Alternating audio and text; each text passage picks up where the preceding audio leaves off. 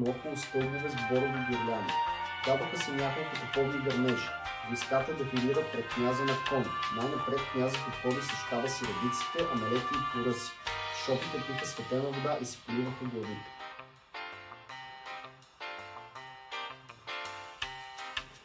Хората се връщат в Калофер. Една част от тях се връщат да го възстановят. Много от тях са избити или са перманентно емигрирали за други части на България. Да търпят хората в толерансът на различията, който се налага.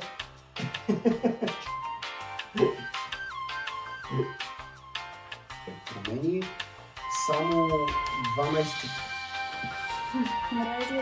Миналата година реших да започна блог в Substack. Първият текст, който написах в него, беше свързан с културните войни по повод на хорото на Йорданов ден в Калофер. За една година не написах нито един друг текст там, затова тази година реших да вдигна летвата и да направя YouTube канал и да се предизвикам да публикувам всеки месец. Ако 50 години подред слагам началото на нещо, но не го продължавам, когато погледна назад след 50 години, все пак ще има 50 годишна традиция на моите опити да започна, което би могло да се класира за световно нематериално културно наследство на ЮНЕСКО. За да стане един обичай световно нематериално културно наследство, според ЮНЕСКО, той трябва да се практикува поне 50 години подред и да се предаде документирано между 3 поколения хора.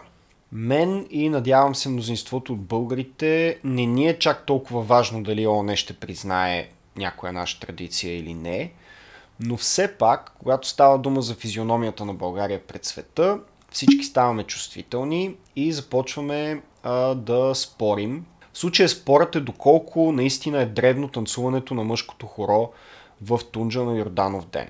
По мой спомен обаче всичко това започна не като исторически спор, а първо с един текст на Александър Андреев в Deutsche Welle. Редакторът на Deutsche Welle се възмути още през 2015 година от чалга културата, която според него олицетворява този, цитирам, примитивен празник. Забележете, че в неговия текст все още не се говори нищо за леденото хоро, макар че то вече беше станало национално известно от репортажите на Антон Хикимян. Да, студено е вътре, да, ледено е, да, замръзват ти краката, обаче няма нищо по-емоционално от това да влезеш с хората, да изпееш традиционната песен, да станеш част от традицията. А пък професор Божидар Димитров, Бог да го прости, същата 2015 година обяви по телевизията, че хорото в Тунджа е била многовековна традиция. Хорото в Калофер не е случайна работа. Моята съпруга от Калофер, дори и по нейна молба и на други съм проучил откъде идва това хоро. Но специално за калоферци. Значи те всички са потомци на хайдути. Но е трябвало, дет се вика, превентивно да взимат страха на околните села. И с това хоро те са им казали: погледнете какви мъже са, погледнете с кого ще имате работа. На нас не ни пука да играем тук с половин час, 1 час в тая ледена вода. Представете си как ще ви гоним и като ви фаним, какво ще ви направим. Текстът на Андреев обаче не реагира на нито едно от тези неща, а си постави за мишена хвърлянето на кръста, което е безспорно християнска традиция, практикувана поне от 4 или 5 век, с която се почита денят на кръщението на Исус Христос в река Йордан. Александър Андреев не спори дали традицията е автентична, а дали е нужна. Ето какво казва той. Млади мъже скачат в ледените води, за да вадят едно разпятие, което се оказало в реката не поради нечия небрежност, а съвсем нарочно. Звучи глупаво и изглежда опасно за здравето. Тревожи се авторът, който не би искал някой случайно да настине или да отсъства от работа, пише той. Той нарича ритуалът примитивен и сравнява храбростта на мъжете, които скачат във водата, с хрилете на земноводните, от които сме еволюирали и които вече не ни трябват. Ще кажете: ами ако утре отново избухне война, нали тогава пак ще ни трябват храбростта и саможертвата? А аз ще ви отговоря: ами ако утре настъпи потоп, нали тогава ще ни трябват пък хриле? В хода на еволюцията днешният Homo sapiens е минал и през фаза, в която наистина е притежавал хриле. Това обаче изобщо не означава, че днес трябва да пазим светлия спомен за хрилете и да предаваме и да предаваме техните рудименти от поколение на поколение. Защото днешният човек е по дефиниция разумно същество, а не земноводно. И макар че от тогава насам наистина избухна голяма и невиждана отдавна война в Европа, която изисква храброст и саможертва от двете страни, и макар че Андреев със сигурност се надява Украйна да надделее, Deutsche Welle продължава да публикува същата статия всяка година, включително и тази. След това обаче започнаха да се появяват критични статии и статуси от историци и етнолози, които преместиха акцента там, където е сега, върху леденото хоро. Все пак водокръщението е християнска традиция, а не българска, или поне не само българска. Тя е доста по-стара от България и се простира много далеч отвъд нашите предели. Затова те насочиха критиката си не толкова върху православното, колкото върху българското в празника, намеквайки, че между двете има противоречие и дори претендирайки, че са обезпокоени да не би фолклорният кич да подмени и да погребе под себе си автентичната църковна традиция. Запомнете това, защото в края ще се върнем на него. В древността и автентичността на обичая се усъмниха през 2020 година едва историкът Стефан Дечев в негова статия в Свободна Европа и етноложката Ана Лулева в статия в научен сборник на Българска академия на науките. Дечев посочва, че първите споменавания на леденото хоро в вестници датират едва от 2001 година в местния вестник Карловска трибуна и 2003 година във вестник Дума. Ана Лулева също заключава, че преглеждайки старите вестници, през 19 и 20 век сведения за танцуване на мъжко хоро в Тунджа няма. И това щеше да бъде фактологично издържана теза, ако авторите бяха спрели до там. Те обаче се впускат в много по-мащабна и някой би казал ненужна атака. Ето Стефан Дечев. Интересно е, че така промотираната мъжественост е далеч от библейското разбиране. Празникът определено се изпразва от своята християнска същност и става индикатор за състоянието на българското общество през второто десетилетие на 21 век. Не случайно, от малко повече от десетилетие все по-чести стават съобщенията в медиите след Йорданов ден за масови побоища около ваденето на кръста, зверски разкъсани дрехи, ранени участници, счупени кръстове, видими междуетнически напрежения, които изпразват напълно празника от неговото съдържание. Развитията обаче през последните 3-4 години са доказателство за раждането на една нова традиция, за която нямаме никакви сведения. В нея са запечатани сякаш цялостната нова популярна комерциална култура и естетика, родени от 90-те години насам и събрали в едно мутри, групировки, бабайтлък, звучащото по повод и без повод българи юнаци. Постепенно духът на Ботев и Левски изчезва и идва напълно въобразеното, древно, архаично, многовековно, идещо от незапомнени времена. Ритуалът обаче в немалка степен е плод на националната държава и нейната политика в условия на демокрация и комерциална популярна култура. Това пък е видимо от националния флаг, народните носи, химна, родопските гайди и фолклора, характерен за други региони от страната. Някои хора, които нямат против създаването на нови нации, имат против създаването на нови обичаи. Ето какво казва и Ана Лулева. Свидетели сме на възхода на мощен етнокултурен национализъм с православен ореол, който постулира общност на кръвта и езика, с един изключващ дискурс за останалите етнически и религиозни общности в страната. Може би съвременната етнология открила и някакви други общности, които не са общности на кръв и език, но те все още да не са оповестени на широката публика. През следващите години продължиха да валят критики и клевети, които разбира се получиха емоционални отговори. И така, докато преди една година най-сетне не излезе задълбочено истинско историческо изследване за богоявленските обичаи в Калофер. Авторът е доцент Живко Левтеров от Нов български университет, който е заглавил книгата си за християнския празник Богоявление и неговото отбелязване в Калофер. Левтеров не е взел страна в полемиките около празника, се е постарал да напише едно професионално и обективно изследване. Всеки, който го прочете, може свободно да си направи извод и затова препоръчвам горещо да прочетете книгата. Тя не е отчаиващо дълга, около 110 страници е, чете се буквално на един дъх, защото темата бързо се оказва доста по-интересна, отколкото е спора за датировката на хорото. Разбира се, на въпроса танцувало ли се е мъжко хоро във водите на Тунджа преди няколко века, отговорът е не. Вероятно този конкретен ритуал се практикува едва от 1990 година. Но ако сложим точката тук, ще пренебрегнем доста по-важни и вълнуващи моменти от историята на празник. Да речем, доста странното отношение на турската власт към богоявление. Или смущаващо точната аналогия между клеветите на режима срещу точно този християнски празник през 60-те и 70-те години и аргументите на неговите критици днес. Левтеров е осветил гигантското значение на Йорданов ден за калоферци и за българската народност като цяло, при това в 4 последователни епохи – през османското робство, по царско време, през социализма и днес. В това видео ще си служа предимно с факти, събрани и цитирани от Живко Левтеров в неговата книга, като изказаните мнения ще са изцяло мои обаче, без да ангажират него, а също така и всяка допусната евентуално грешка е само моя. Да започнем от османския период. Или по-добре малко преди него.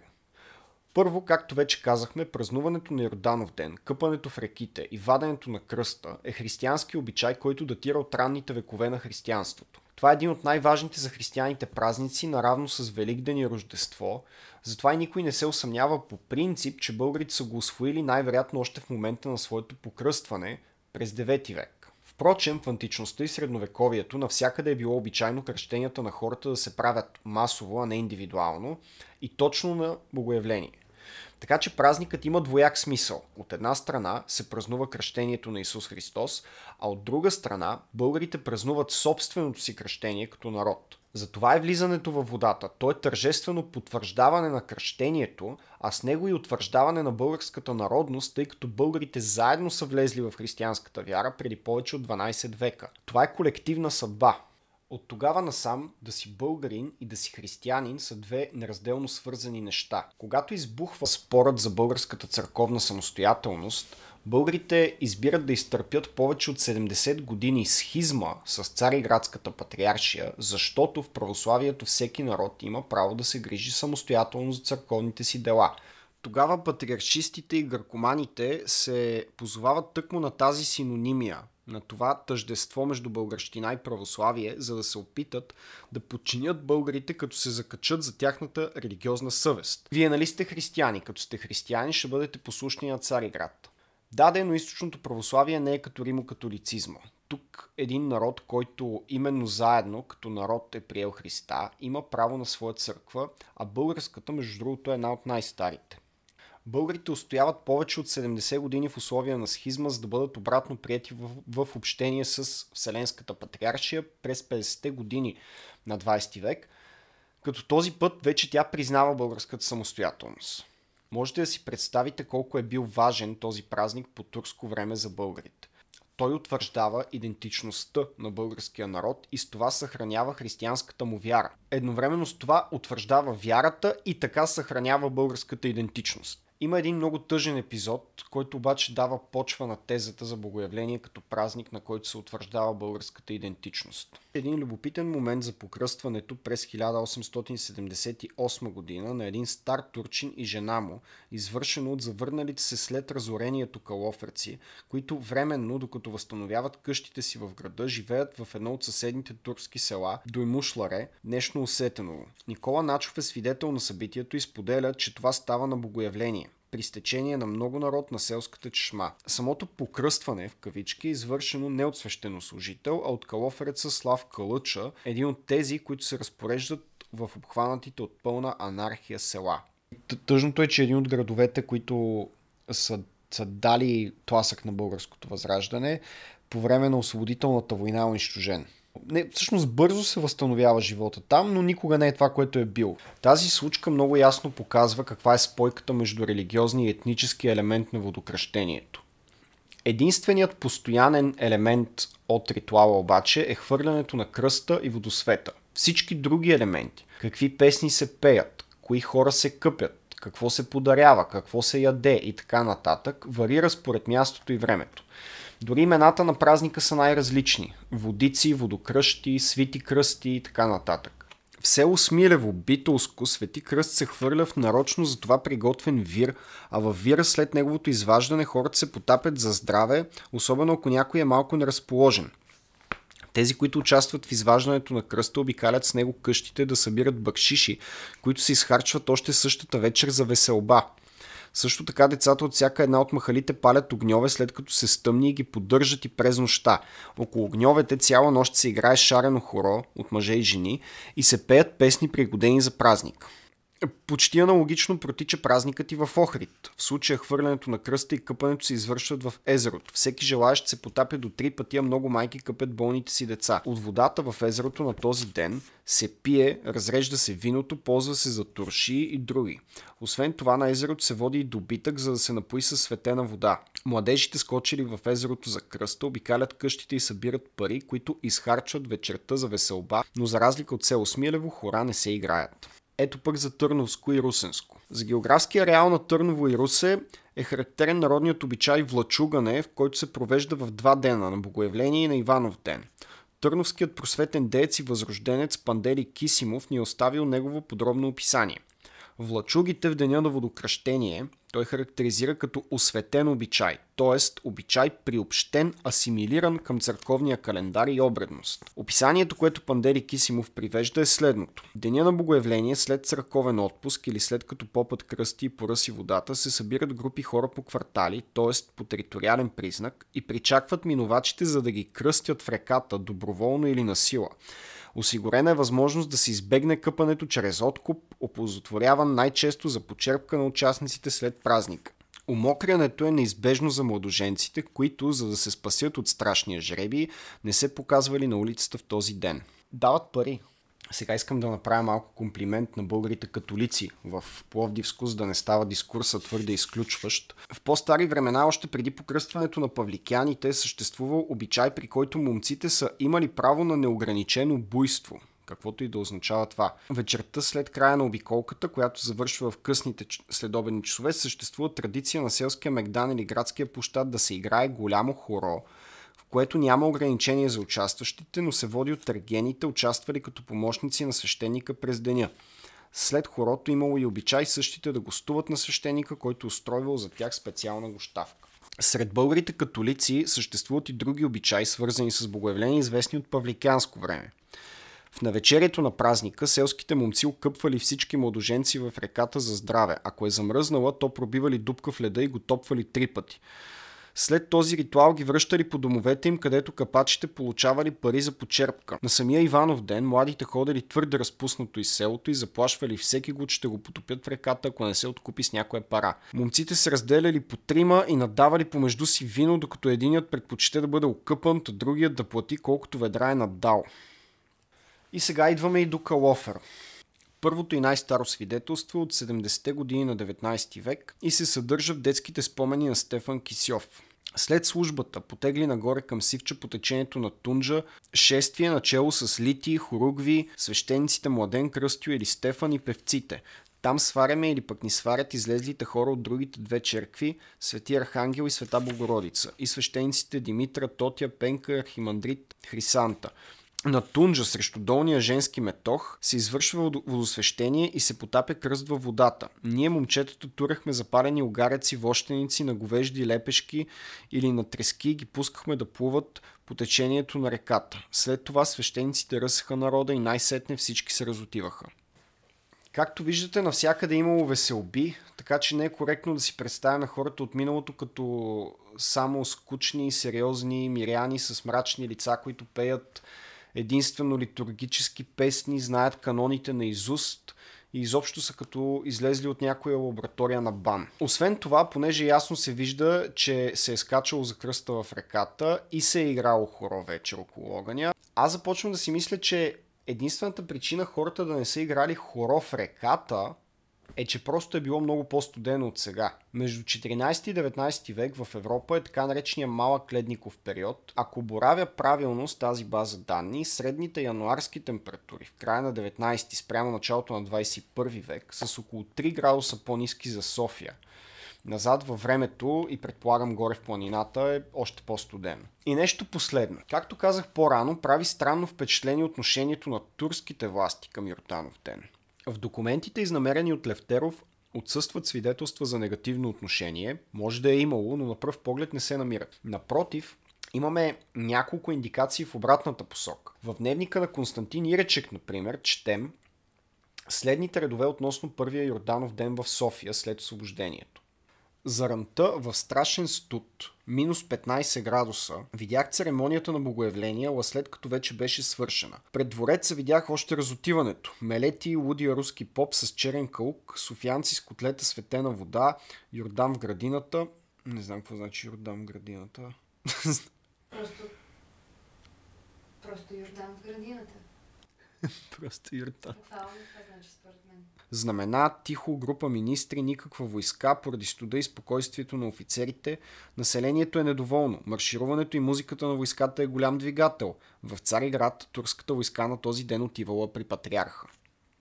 Значи, османския аскер е отивал на богоявление в Фенер да поздрави Вселенския патриарх. Още един странен случай, който обаче знам не от книгата на Левтеров, а от моя приятел историк Калоян Васев. Той се отнася за Дупница и може да се намери в спомените на Никола Лазарков. Помежду българските дюкяни имаше и еврейски с манифактура, и бакалия, и турски налбантници, и браснарници, и българите, както и в днешно време, вратите на къщите си по лицето на другите си заведения украсеха с зеленини, турчолята пък, и то за чудо как не ги мързеше, това правеха на еврейските дюкяни.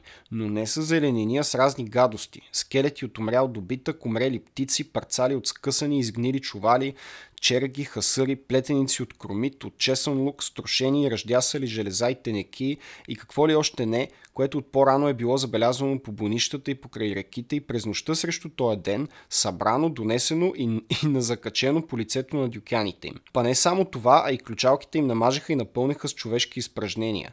И горките евреи сутринта, като видяха, от мъка плачеха. Още повече, че за да си очистаха, бяха принудени да търсят кола и да плащат разноски. Странно е, че докато християните са на реката, турците не правят порази по техните къщи и дюкяни, а по еврейските. И накрая в една статия от Църковен вестник от 1970 година архимандрит Николай Кацарски разказва, че празникът се бил тачил на времето от османската власт и даже на богоявление в Сливен турски военни давали топовни салюти на Йорданов ден. Заслужава си някой да проучи това специфично отношение, ако е имало такова, на турската власт към Йорданов ден конкретно.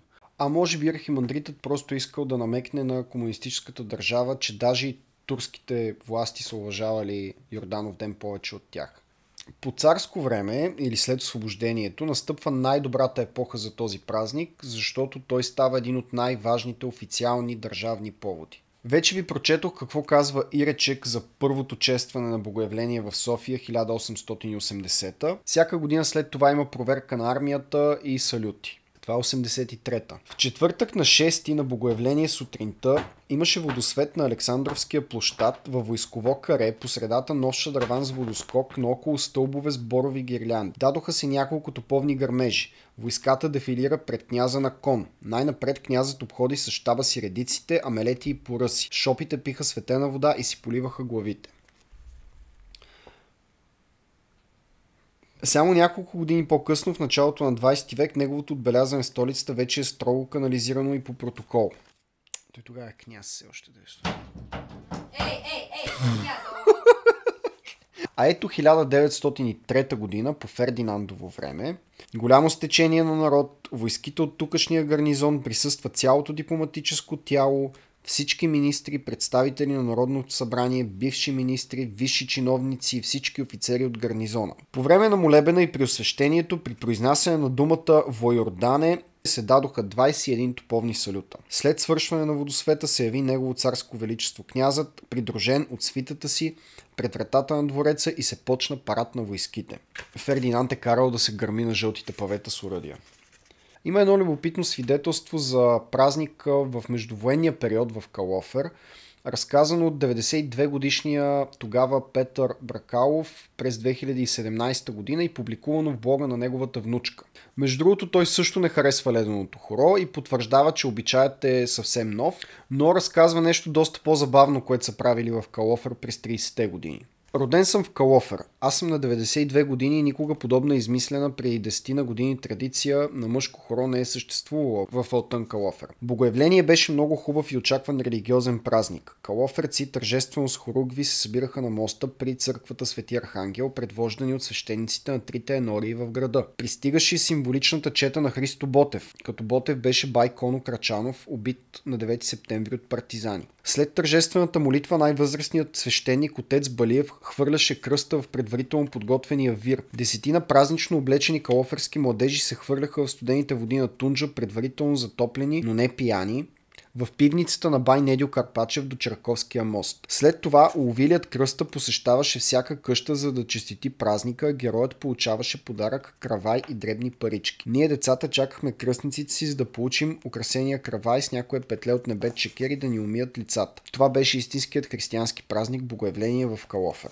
Предполагам, че някои калоферци харесват иновациите в празника, други не ги одобряват, но във всеки случай твърдението на Дечев, че в междувоенния период е имало само водосвет, не е вярно. Калоферци си правили възстановки на априлското въстание, облечени като четници. Видно е, отново казвам, че религиозният празник винаги е бил примесен с фолклорни и патриотични мотиви. Това не е започнало сега през 90-те години или в 21 век. Винаги е било така. И това е защото религията и народността тогава не са били смятани за отделни работи. Това деление започва през социализма и явно не е излекувано до ден днешен, особено в главите на интелигенцията. Защото какво казват те? Може да празнувате Йорданов ден, но трябва да пеете само литургически песни или песни, които е установено в архива на етнографския музей, че са се пяли. Не може да се забавлявате, не може да правите никакви промени в празника. Той трябва да бъде един музеен експонат и вие само да му правите научно рецензирана възстановка. Защото иначе е чалга. Какво става, когато идва социализма? Най-напред той не идва веднага. Първо се установява Отечествения фронт, който е широка коалиция и БКП постепенно владява Отечествения фронт отвътре, а в последствие цялата държава. Първите 2 години след 9 септември Богоявление даже продължава да бъде официален празник. През 1946 година на Водосвета присъства Васил Коларов в качеството си на председател на парламента. След това държавата се дистанцира от религията и Георги Димитров забранява участието на армията във водосветите из цялата страна, но никаква антирелигиозна кампания не може да се инициира чак до смъртта на Сталин през 1953 година. Защо? Окей, сега story time. През 1943 година, сигурно най-тежката година за Русия във Втората световна война, Сталин прави нещо нечувано. Той слага край на гоненията срещу Руската православна църква, които не са спирали от първия ден на комунистическата революция. В края на 30-те всичките и водещи духовници са или убити, или са в концлагер, или са в емиграция. От 25-та година няма избран патриарх. Руската църква на практика не съществува, освен в килиите на ГУЛАГ. Но по средата на Отечествената война Сталин пуска свещениците от затворите и през есента на 1943-та позволява избирането на нов патриарх. Отворени са църквите, хората отново започват да се молят. Там се проповядва естествено в подкрепа на военните усилия на държавата, събират се помощи за фронта и така, заедно с православието, постепенно се реабилитира и руския патриотизъм. И когато е гонил църквата, и когато спира да я гони, Сталин прекрасно е знаел едно нещо. То е, че потискането на православната вяра и на руското национално самосъзнание е едно и също нещо. Подобно стоят нещата и в България, и в останалите православни страни, както ще видим.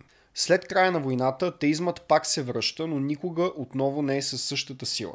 Едва след смъртта на Сталин започват нова систематична антирелигиозна политика. Това не е новост за Русия, обаче за първи път се случва в България. До средата на 50-те години на Богоявление свещениците все още обикалят и ръсят всички домове на хората, както в София, така и в цялата страна. През 1956 в Пловдив има шествие от 30 000 души, но след като започва държавния натиск, само 5 години по-късно на шествието вече са само 6 000. Оттам участието се срива все по-надолу, защото колкото по-малка е тълпата, толкова по-видим става отделният човек, а той знае, че присъствието му там е черна точка в очите на властта. Вече умаленото шествие се измества от главната улица към по-малките улици и така накрая започва да се забранява изобщо. Накрая се оголва едно малко ядро от вярващи, които имат напълно изяснени враждебни отношения с властта, а оттам тяхното разделяне и репресиране на индивидуално ниво става много по-лесно. Защо точно Йорданов ден е обект на толкова ожесточена атака? Чисто и просто на Йорданов ден се събират най-много хора. Тоталитарната държава се бои от събирането на големи тълпи от хора на открито. Затова големи тълпи могат да събират само на партийните митинги и на спортните събития. Поради което, между другото, спортът също се държи изкъсо от държавата, както може да видите в новия филм за Гунди, например. А в какво се състои държавния натиск? Държавата подема нещата много отдалеч. Понеже сме гледали твърде много кино, ние си представяме обикновено, че комунистите и нацистите просто идват един ден и казват строй се, преброй се. Само че в истинския живот примката се затяга много бавно. Първо се искат отделни компромиси, после постепенно се налагат репресиите. БКП иска от свещениците да престанат да ръсят всички домове и да ходят само в домовете на семейства, които са им известни като вярващи и които специално са ги поканили. Това се обяснявало в началото като религиозна толерантност. Властта казва, че постъпвали оплаквания от граждани, които не били вярващи и не искали да бъдат ръсени. По този начин се прокарва един много голям клин в българското общество, защото ръсенето на Йорданов ден не е ритуал само за ходещите на църква. То е, както стана дума, утвърждаване на българската принадлежност. Поповете никога не са питали хората дали са вярващи. Даже са ръсали домовете на комунистите преди 9 и то не за да ги дразнят, а просто защото ръсят всички българи. В книгата на Левтеров има даже данни за някои комунисти, които с кришом са ходили на реката на Йорданов ден заедно с християните. Борбата срещу ръсенето е спечелена в столицата, макар и не без напъване, обаче в Калофер борбата е била епична, защото там хората и по турско време не са се съобразявали с властта и не са смятали да започват сега да го правят. Какво ли не опитва БКП? Атеистични беседи с ученици, атеистични фотоизложби, дори въвеждат нови празници на същия ден. Според тяхната собствена пропаганда, те връщат на народа битовите празници, които буржоазната църква е била обсебила. Значи Трифон Зарезан е бил всъщност ден на Лозаря, преди християните да го откраднат. Свети Георги е ден на овчаря, Никул ден на рибаря и така нататък. Реално българите са първият обект на възродителен процес. Защото както на турците им взимат имената през 80-те години, като казват, че им връщат истинските имена, така на българите им взимат православната вяра през 60-те и 70-те под предлог, че връщат истинските народни обичаи, свързани с труда и така нататък. На мястото на богоявление се опитват да наложат ден на гмуркача, на който се хвърля топка във водата вместо кръст, дават се награди, публични похвали и прочее. Калоферци естествено изобщо не го харесват и при тях празникът така и не хваща дикиш. Затова властта започва да взима все по-твърди мерки. В нощта преди богоявление през 1963 година местната власт разрушава бента на реката, който осигурява образуването на вира, където хората скачат. И едва след като калоферци подават оплакване, местният народен съвет признава, че е заповядал разрушаването на този бент и казва какви са били техните мотиви. Бентът бил направен от пияни младежи. Това било много опасно. Можело реката да се разлее по улиците. В непосредствена близост имало училище. Хората ще се простудят. Ръсенето даже създава опасност от зарази. И отгоре на всичко председателят на Народния съвет укорява свещениците, че позволявали оскверняването на кръста, защото младежите го разнасяли на публични места, по кръчми и по този начин разваляли доброто реноме на църквата и обезмисляли ритуала. Отново виждате какъв е стремежът на комунистическата власт. Както с изискването да се ръси само по изрична покана в домовете на вярващите семейства. Идеята и тук е да се ограничи православието само до вътрешността на храмовете и така да се направи внушение, че мнозинството хора, като не ходят там, следователно са атеисти. Ефектът е разделяне на православното изповедание от националното чувство. И унищожаване по този начин и на двете. Българинът вече по дефолт се категоризира като атеист, дори и да вярва, така както по време на царството и на възраждането българинът е бил по подразбиране православен, независимо дали ходи на църква или не. В това начинание комунистите намират съюзник неочакван в лицето на християнските сноби, елитарните християни, които в 19 век сигурно щяха да бъдат гракомани и патриаршисти, които са по-начетени за каноните от простолюдието и се отблъскват от фолклорните елементи в религиозния празник. Такива християнски сноби, за съжаление, изобилстват и днес. В началото на 70-те започват официални административни забрани за изпълняване на християнски обреди на публични места. Аргументът е следния. Народният съвет в Хасково уведомява държавния орган, че това се налага поради оплаквания на граждани, невярващи и нежелаещи извършване на обряда ръсене. Но въпреки това всичко свещениците продължавали да ръсят по домовете, което създава недоволство.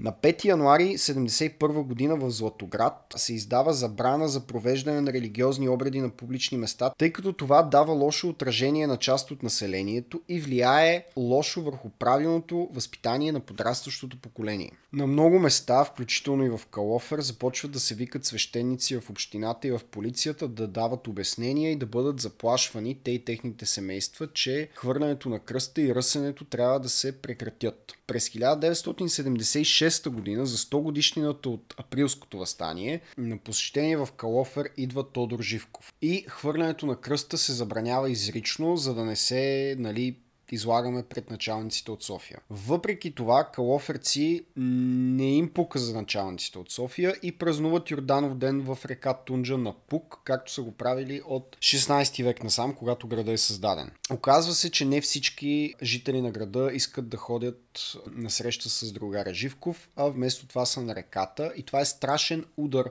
за местния народен съвет, като от следващата година следите на ритуала в тогавашните вестници изчезват. За няколко години се провеждат само фалшивите соцритуали, а скоро и те престават, защото местните хора просто се отчаиват и спират да излизат и да участват в каквото и да е на този ден. Има информация, че хвърлянето на кръста е продължило тайно да се прави от малцина, но извън града.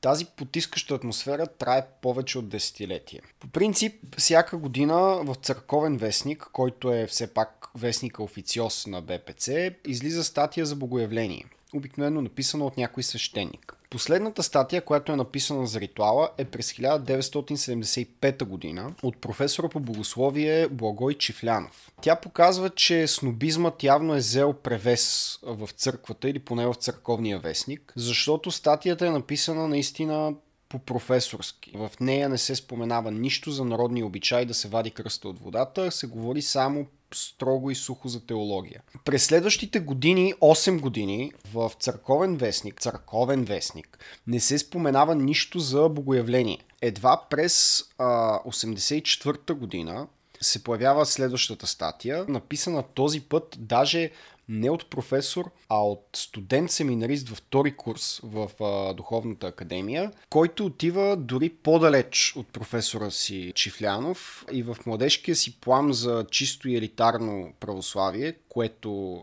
по никакъв начин не обслужва интересите на атеистичния режим, даже се обявява срещу народните обичаи на празника.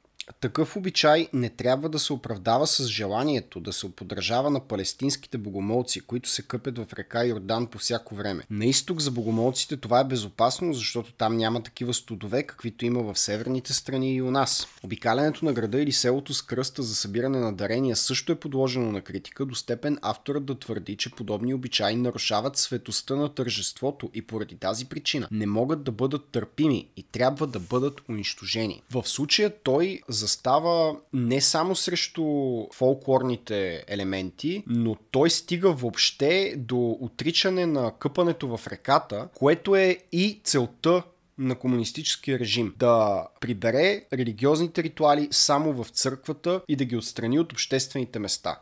Той изразява новата теза, която е наложена на самата църква. Като политически активист, той изведнъж сменя парадигмата. Значи до този момент всички статии за богоявление, които разказват за неговите раннохристиянски корени, които обясняват какво се прави на този ден и така нататък, които се пишат общо взето в чест на празника и винаги се писали от духовници, от свещеници. За пръв път се пише научна, академично звучаща статия, която да противопостави религиозната, на народната същност на празника. Всъщност неговата статия артикулира на научен език това, което е политиката на режима през последните 20 години. Това е тезата и просто той изказва същата теза от гледната точка на църквата, казвайки да, тези народни обичаи са езически, те нямат нищо общо с чистата канонична православна ритуалност и следователно те трябва да бъдат изкоренени и премахнати.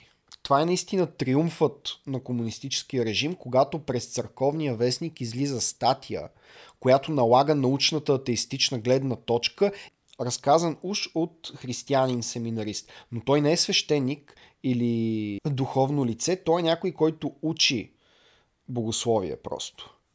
Има много хора, които учат богословие и са атеисти. Тази гледна точка после става, според мен, един от градивните елементи на разкола през 90-те години. Този разкол се проваля, но остава много голяма интелектуална следа върху съзнанието на интелигенцията, както правят възродителен процес на турците и ги връщат после към българското им, оригиналното им българско самосъзнание, което е представено като националистически акт, но като се замислиш е напълно консистентно с марксистката идеология. Не всички марксисти биха се съгласили с такъв акт, но казвам, че е защитимо от определена гледна точка, има такава интерпретация, защото те именно това правят с самият български народ. Като изтръгват религиозния елемент на неговата идентичност, уж връщат празниците на хората, така както връщат имената на турците. Това е изключително брутален насилствен акт, който е разказан идеологически като акт на освобождение и на възвръщане на нещо загубено за тези хора.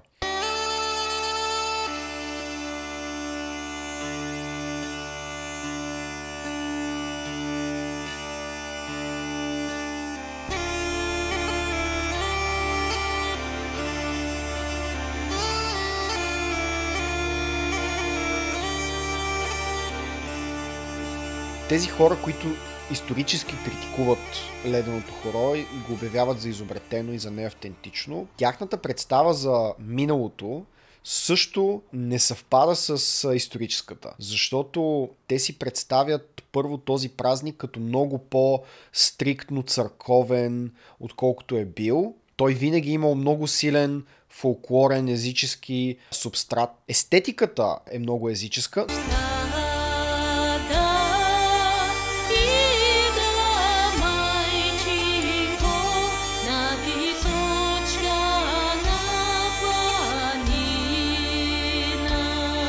Както виждаш, на тия празници е имало някаква почти вакханалия, хората са се напивали, имало някаква форма на разпускане на социалния ред, съвсем по предхристиянски маниер. Това винаги е било. По-важното е, че този празник, особено в време, когато България живее под османска власт, е бил много важен за утвърждаване на идентичността на българите като народ. Българите като народ, освен че говорят един език и че имат някаква малка община, в която битуват, Тедолибен, той много обичаше отечеството си, но най-вече обичаше Копривщица. Хората тогава са били много по-локални, не са имали националното им съзнание, не е идвало от държавата, защото са нямали държава, но това не означава, че не са имали национално съзнание. Просто националното съзнание на българите от тогава е било комбинация от локалното им съзнание плюс универсалното им религиозно съзнание, че са православни християни. Когато ти си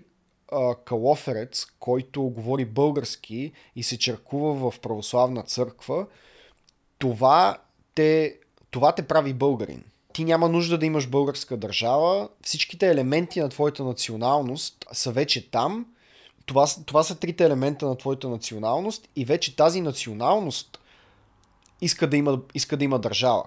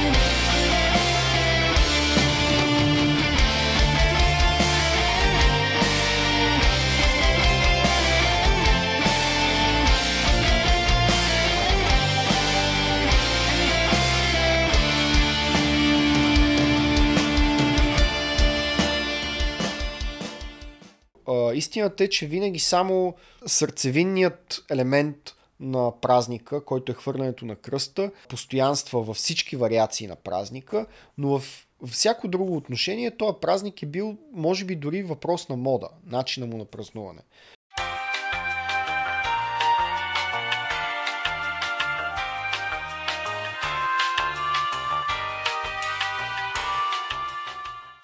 Тези хора днес, които са склонни да разсъждават най-близко до начина, по който комунистическия режим е разсъждавал за религиозните и традиционните обичаи на хората, те смятат прекъсването на тези обичаи за някакъв вид цивилизационно постижение, което в момента им се отнема.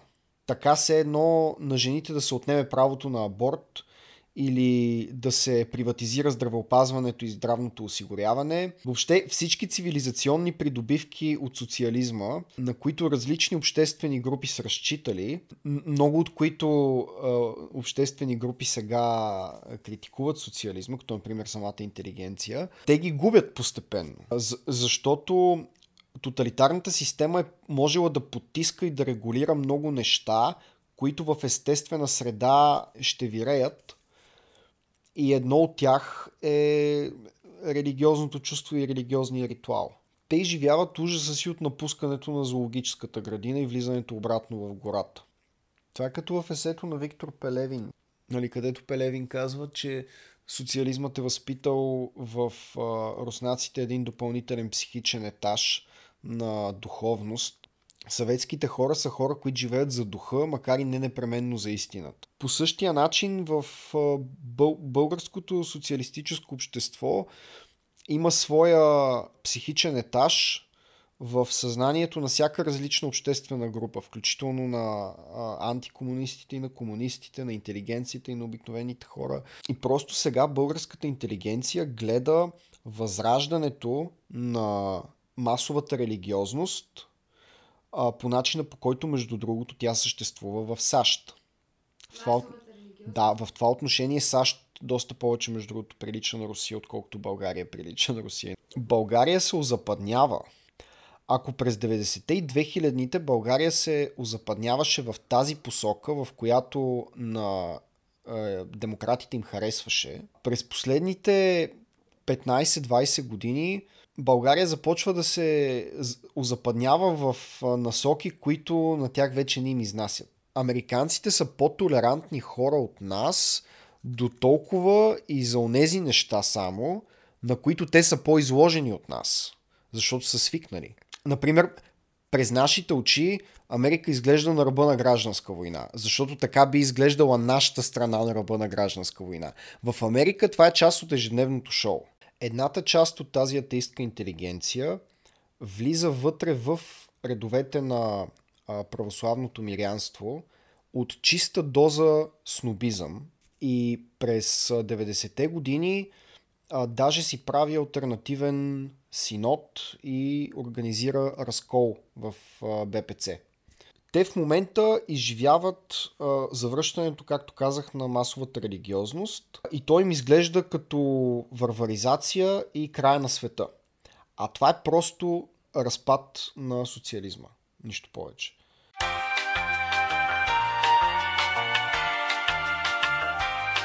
Много мислих как да завърша това видео.